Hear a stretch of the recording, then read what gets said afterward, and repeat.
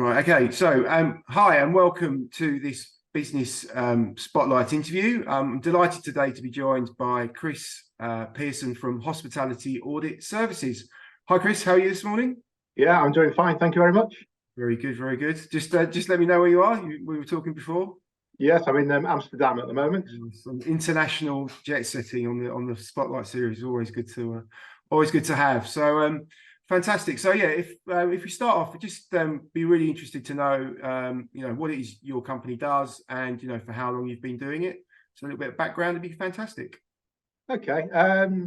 So basically, we provide services to the hotel industry, and what we mainly do is we provide finance audits. So we go and audit hotels, and we review the finance and the operational side of hotels for a variety of clients, asset managers, hotel owners, groups, and we do it all over Europe and the UK. And yeah. Okay. And how long have you been in business for? How long have you been going? Okay. Well, this business was started in 2012. I was made redundant I was head of audit for a hotel group in London who had 8 hotels in the UK in Amsterdam, and it was sold to Hilton. And Right. so we were all made redundant. So this came out of that, basically. Oh, okay. So you decided to kind of set up on your own, and is it very similar to role to what you were doing before? Or have you adapted it, or Well, pretty much. I mean, that was head of audit for 8 hotels. I mean, some of them were enormous, 500 bedrooms and massive meeting and events and things like that. And the idea was to offer an internal audit support to hotel companies who weren't really big enough to have a department of their own, so that I would just contract in, do 1 or 2 hotels a year for each company, and just get build up a group of hotel companies who I work for. But it didn't quite work out like that, because the first client I got was one of the biggest asset management companies in the world, who a company called Westmont. Now, nobody's ever heard of Westmont, but you'll have heard of some of their hotels, because Right. So you never see the name Westmont above a hotel, but you'll see the name Hilton above a hotel, and Marriott and all this carry on. So they have, well, at the moment, probably about 40 hotels all over Europe, and I audit them for 2 weeks a month. So for 2 weeks of every month, I visit their hotels, and they've got some lovely hotels. They've got the Hilton in Barcelona, and they used to have the Intercontinental in Prague, and the Hilton in Zurich, and there's a Marriott in Paris. They're all over the place. Okay. And they buy and sell, so their hotels go up and down. At the moment, like I say, they've got about 40. And what happened was that I got that contract first, and then I got another contract, and all of a sudden I was full. But people were still wanting this service. It seemed to click, that they needed internal audit, but they didn't want to bother setting up a department. Yeah. So I started getting more people involved who I knew from the industry, and I advertised and things like that. And there's now about 5 of us working for my company, and we audit all over Europe. I mean, I've got a guy at the moment who's in Ibiza. I've got another one in Paris, Right. and we do a lot of hotels, Yeah. for a lot of clients. Yeah, that's fantastic. It's great to hear someone growing their business, from that starting point, and Yeah. really delivering the kind of experience and what those companies are looking for from that perspective. So you said about every 2 weeks. So how often does a hotel get audited, for example, a year? Well, I mean, the fairly big ones like the Hiltons and stuff like that, we do in a week. So we turn up on a Monday morning and we leave on a Friday afternoon. Okay. And we review the hotel, write a report, send it to the owners, and that's the week, basically. Okay. So yeah. Good. And how often do you do that per hotel? Is that once a year, or is it? How does Give or take. I mean, Yeah. normally what happens is it is about once a year, once every 9 months, something like that. But if it's a mess and there's a real problems, I might go back in 3 months or 4 months. It just Right. Okay. it varies. I mean, that's the good thing about this. It's not like I've got to constantly get new clients, because the hotels just go round and round and round. once you've got your clients, yeah, you just do the same hotels every year. I mean, the Hilton Barcelona, I've been 12 times there. You know, I just keep going round and round and round. You know, and as long as people stay the same, it's normally quite a a pleasant week. You know. Yeah, sure. Yeah. So where'd you go on holiday? I take you go. You find something very different to go on holiday. Well, the wife's always going, "Oh, where are we going to go?" I'm going, "Can I stay at home for a week, please?" You know. Well, I suppose so. Yeah. So, it's a bit of a busman's holiday whenever you go away. Do you kind of get the itch to start auditing wherever you are?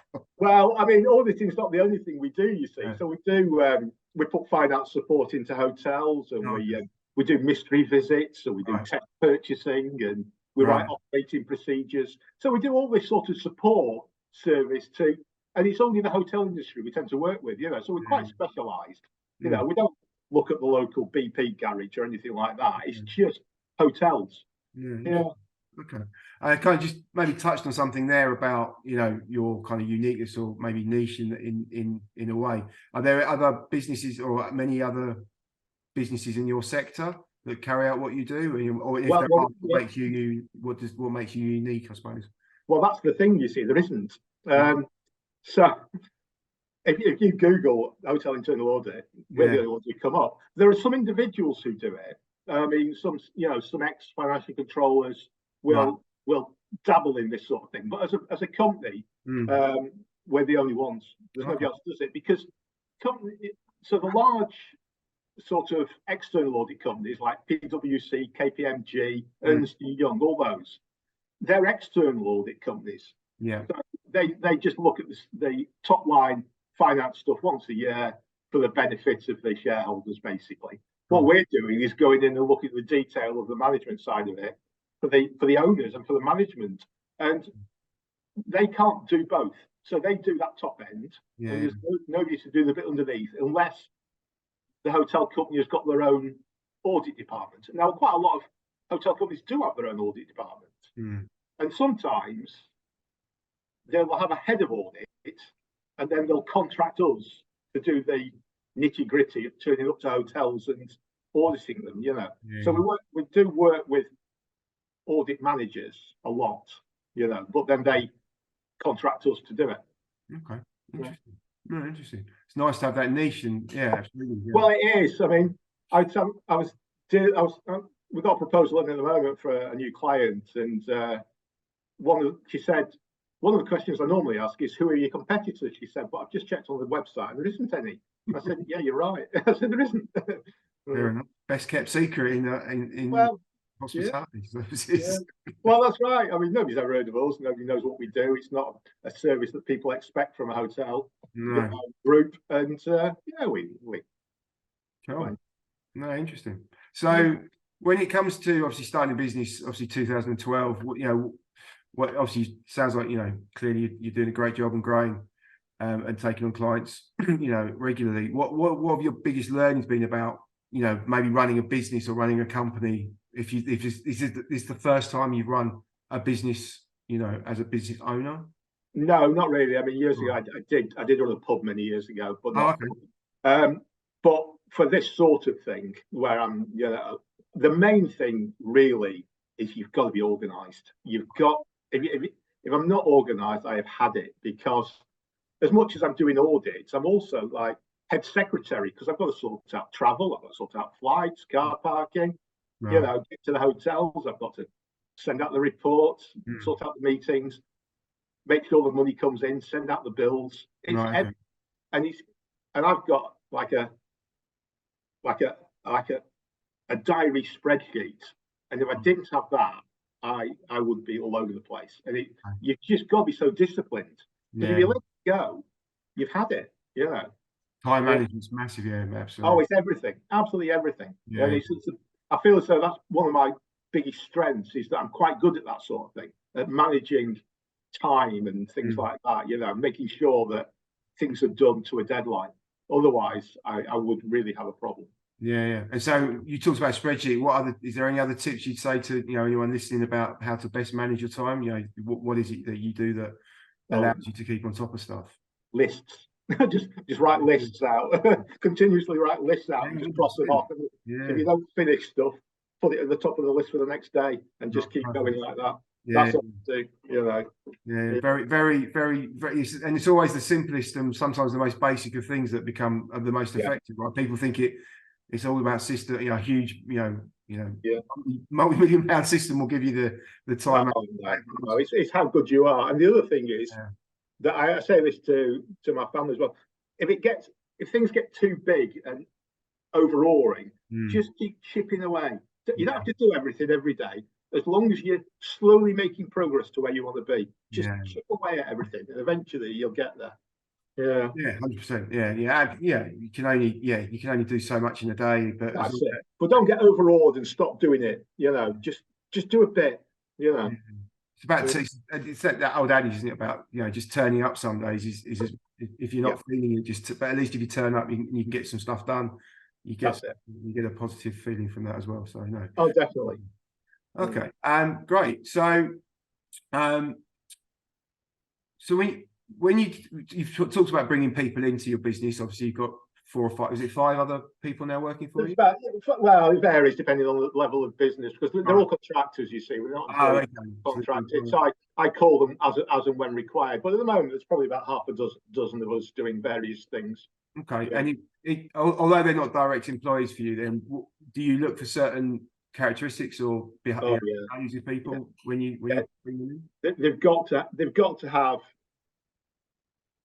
top line experience of hotel finance. They've got to be ex-finance managers of large branded hotels, area FCs, this sort of things. Right. Okay. They've got to have that sort of level of experience. Right. Okay.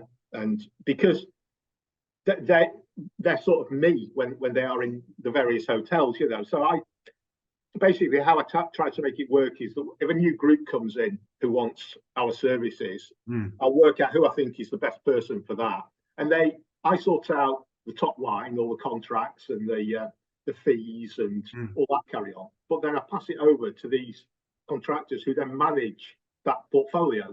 Right. So they sort out the scheduling, they sort out the audit reports and all that carry on. Right.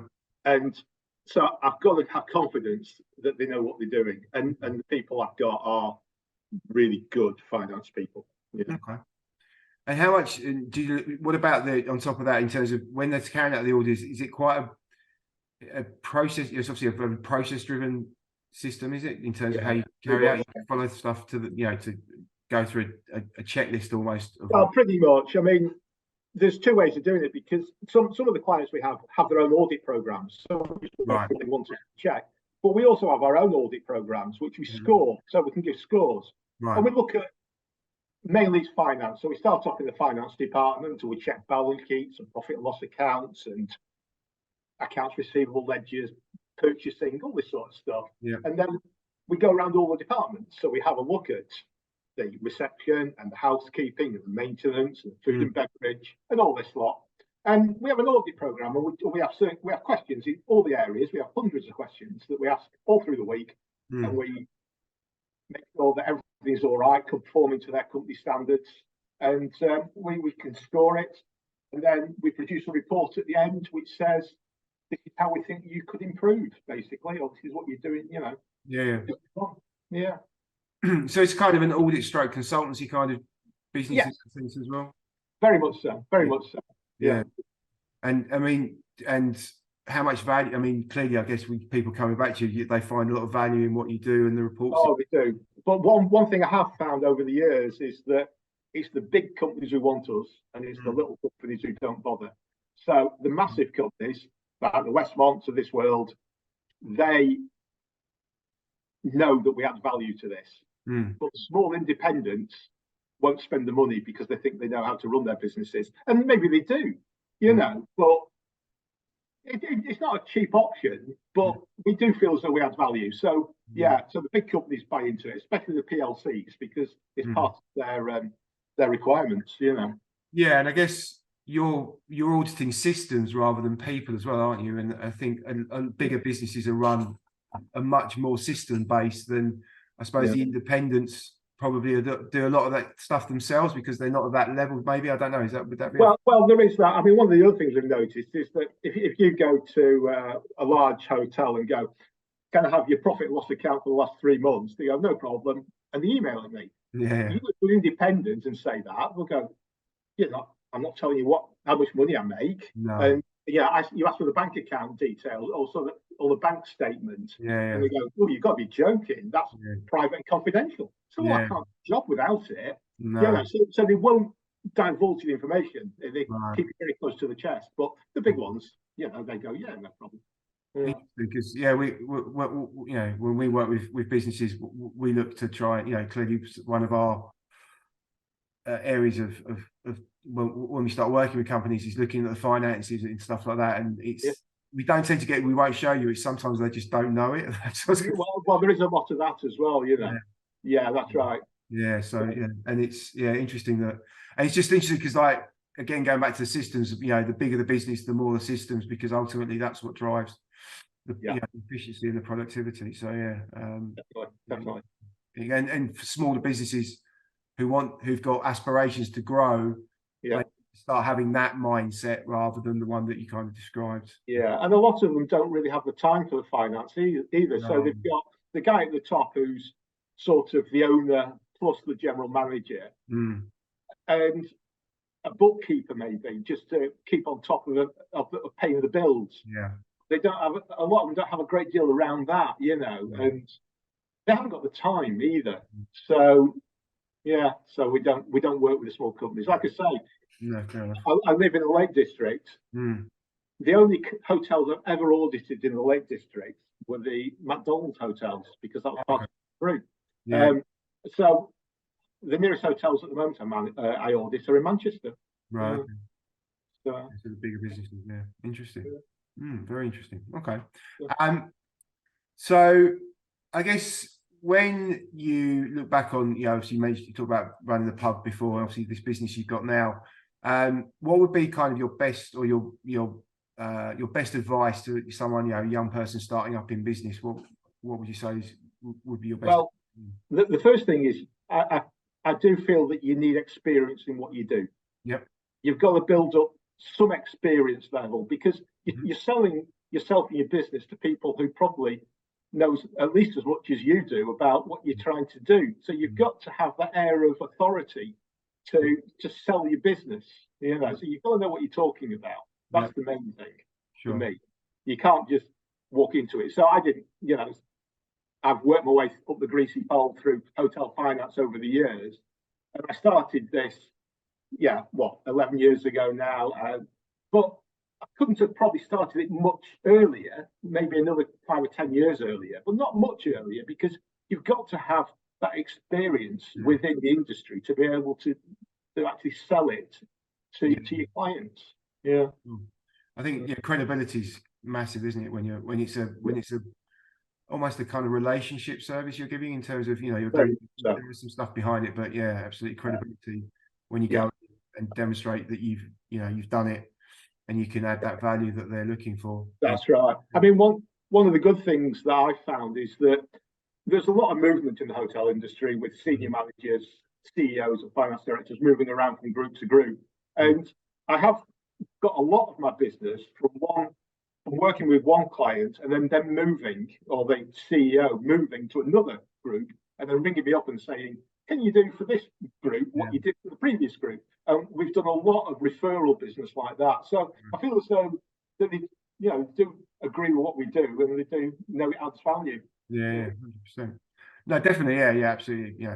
That credibility is massive when it comes to running your own business. Cool. Okay. And then, so in terms of finding, what kind of inspires you? What is it that gets you motivated to get up and do what you do? And when you're looking at lacking that little bit of motivation, what can you look for, or what do you look for to building up a pension?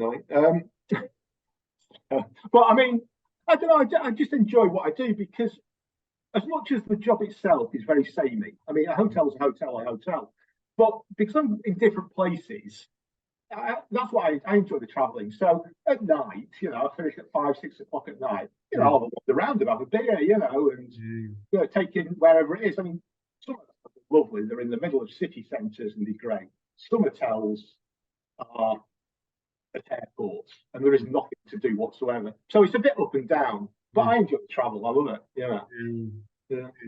So how much so of your working week, how much are you traveling? Yeah. Literally all the time? Yeah, well, this is half the problem because, I do, as much as I've got contractors who do it as well, I do it. And like I say, when my main client is 2 weeks a month. So that's every 2 weeks. I'm at least normally abroad because that's where most of their hotels are. And then I try and drop in one other week for other clients. And sometimes it's two. So sometimes I might be working 4 weeks away in a month, but I try and keep at least a week a month at home because, well, the admin is enormous, to try and catch up and send all the bills out and all this carry on. Yeah. Interesting. So, okay, great. No, yeah, I mean, obviously something like you, that enjoyment of going to visit places and find out more about different cities and countries and stuff like that clearly will be hugely beneficial with what you do. So it's really good. Excellent. Thanks for that. So finally, just any kind of, if people wanted to find out a little bit more about what you do, there may be some small independent hotels who might think, I could get some value from what you offer as well. Where would the best place to find out more information about? Well, the website is what drives it all really, which is www.hospitality.auditservices.co.uk, and there's contact details on there, and it lists all of us and gives, well, not all of us, most of us, and gives details of who we are and our experience, and also all the services we offer as well. So if you start there, you can bring me up. I don't mind. I'll always answer the phone. Fantastic, great stuff. All right, brilliant. Well, thank you, Chris. Appreciate your time. Thank you for taking time out from your stay in Amsterdam this week. But been really interesting finding out more about you and your business. And good luck for the future. Thank you very much indeed. Thank you. Thanks, Chris.